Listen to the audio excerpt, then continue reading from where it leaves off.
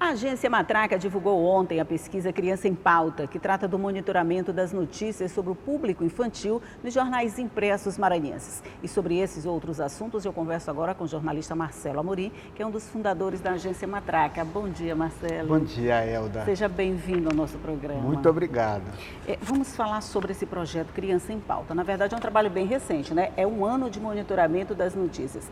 Que análise assim, que você faria desse monitoramento feito? Então, a Matraca já tem uma tradição de fazer monitoramento. Essa é a quarta pesquisa de análise de mídia que é feita pela Matraca.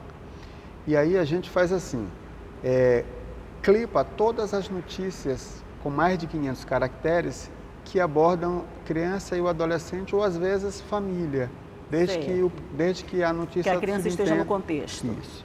E aí a gente aplica depois dessa clipagem um questionário para saber se a notícia fala de legislação, se fala de políticas públicas, se a criança ou adolescente que aparece nessa notícia, se ela é vítima ou se ela é autora de algum ato infracional, se aparece foto, como é que essa foto é mostrada, se a matéria é na capa, se tem chamada, se não tem.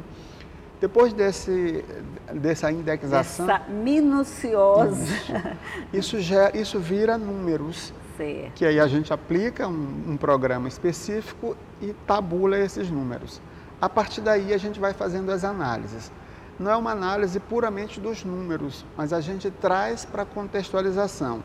E aí como é que a gente faz essa contextualização? A gente foi ouvir os produtores das notícias, jornalistas, colegas de redação, chefes de reportagem, diretores de redação. Nós também ouvimos especialistas sobre determinados temas e ouvimos as próprias crianças e adolescentes. E aí a gente fez um ranking daqueles temas que mais aparecem e aqueles que não aparecem, mas que são importantes para o desenvolvimento infanto-juvenil. Ok, assim, só te interrompendo, quais são os assuntos que mais aparecem e aqueles que quase não aparecem? Por exemplo, um tema que aparece bastante é o da educação. Óbvio, que você tem crianças desde a educação infantil até o acesso à universidade. Então, tem uma gama muito grande de assuntos. Mas quando você pega os temas de educação, você tem muitas vezes um direcionamento. Por exemplo, a greve dos professores, ela foi foco de muitas matérias. Falava de criança e adolescente, mas o foco da matéria estava de direcionamento da greve. Outro movimento que seria a greve, né? Um outro tema que apareceu muito óbvio, porque é um tema do momento, foi redução da maioridade penal. É um tema que está em pauta, na próxima semana ele vai ser discutido e vai ser colocado em aprovação na Câmara Legislativa em Brasília, então saiu muita notícia, muita matéria falando do tema. Muitas vezes reforçando estereótipos e preconceito, muitas vezes não, levantando um posicionamento em defesa dos direitos da criança e do adolescente. Um outro tema também que apareceu bastante foi em relação a situações de saúde.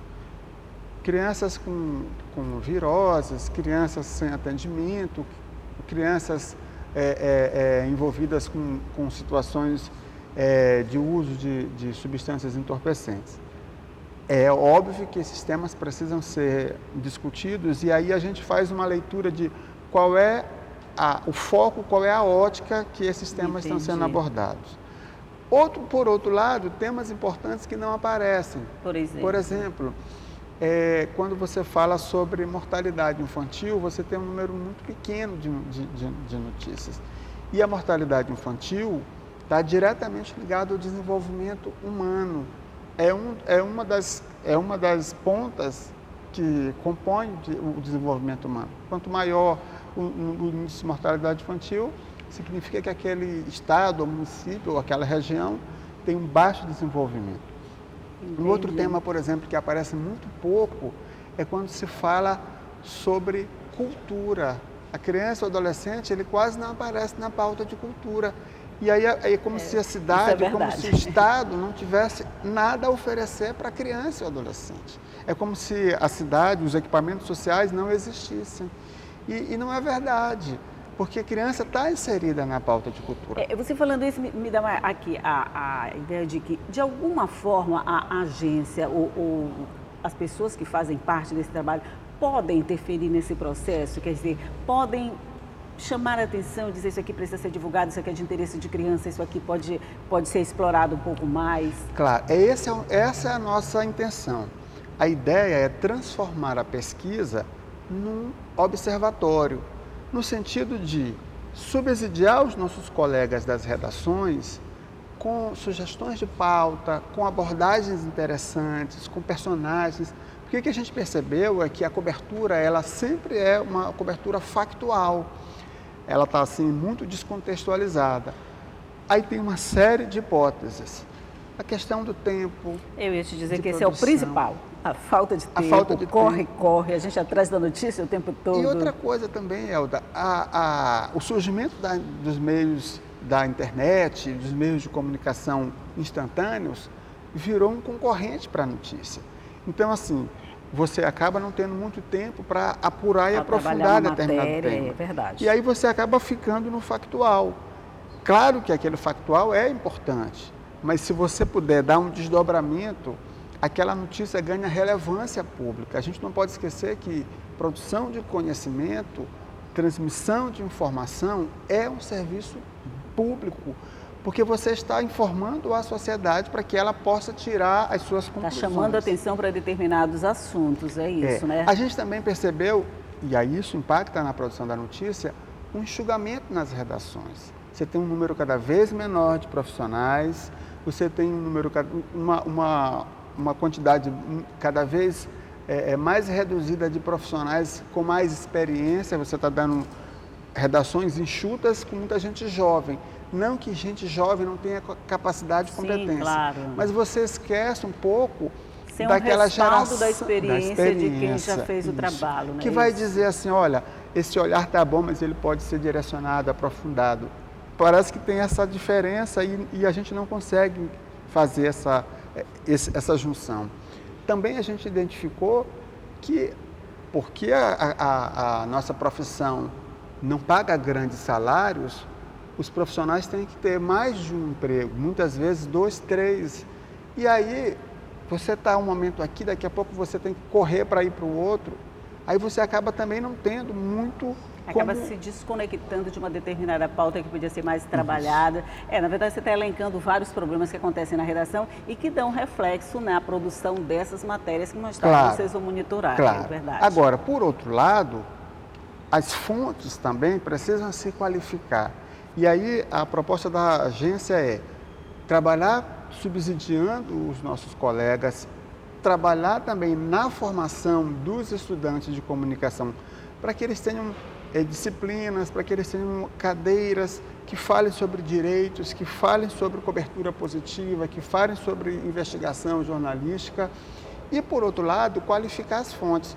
Porque muitas vezes o jornalista vai atrás de uma fonte e a fonte não está preparada para passar a informação. É verdade, e aí, como você não está preparado, você pode passar uma informação que não é a mais completa ou a mais correta, e aí depois a notícia que é divulgada... E ela acaba passando por ser a verdadeira, porque foi essa fonte que a gente buscou, E aí a fonte depois reclama, mas faltou falar isso. Bom, então a gente também precisa fazer esse outro trabalho. É um trabalho dos dois lados, de quem produz e de quem informa. Essa proposta toda que vocês estão fazendo, tanto de fazer o monitoramento, identificar as causas, que eu achei muito interessante, identificar as causas que levaram a essa exposição de assuntos e, a partir daí, interferir nesse processo de fazer a matéria. Como é que vocês pensam em fazer isso? Por exemplo, nos cursos de comunicação, fazer o monitoramento dos cursos de comunicação, dando subsídio para grades mais voltadas para a nossa realidade, vamos dizer assim. Isso é possível, assim, no curto prazo? Não, no curto prazo não, mas é possível. Por exemplo, quando você se programa com a universidade, você faz ações de formação extracurricular. A matraca é um espaço de formação, então a gente sempre tem estagiários de comunicação na agência. Mas a gente oferece workshops, a gente oferece oficinas, a gente oferece seminários para professores e para estudantes, como forma de incentivar a melhoria da produção e aprofundamento das questões ligadas à educação e ao jornalismo. Por outro lado, nas redações. Agora que a gente fez o lançamento da pesquisa, nós vamos visitar todas as redações, vamos fazer oficinas e todo o material ele vai ficar online. Está aqui, Ele vai ficar aqui online à disposição. E ele vai ficar online, porque a ideia é que ele seja atualizado constantemente. O jornalista que quiser algum dado, alguma informação sobre consumismo, sobre direitos, sobre mídia, ele vai acessar, ele vai baixar dados oficiais, dos bancos de dados oficiais, ele vai poder extrair relatórios, infográficos, para ajudá-lo na hora de fazer a produção da notícia. Gostei. Muito interessante esse trabalho, porque vocês não ficaram só no monitoramento puro e simples de isto foi divulgado, isto não interessa. Mas por que isso foi divulgado, de que forma isso pode ser mudado? E a gente espera que você volte aqui para dizer que alguma coisa já mudou e que esse trabalho todo deu resultado e que a gente está fazendo um trabalho mais eficiente em prol das crianças. Com certeza. Esse é o nosso sonho, né? Ok. E você pode rever essa entrevista com o jornalista Marcelo Amorim no site da Assembleia, que é al.ma.leg.br. Meu querido, muito obrigado pela sua entrevista. Um bom dia para você. Bom dia, Elda. Muito obrigado.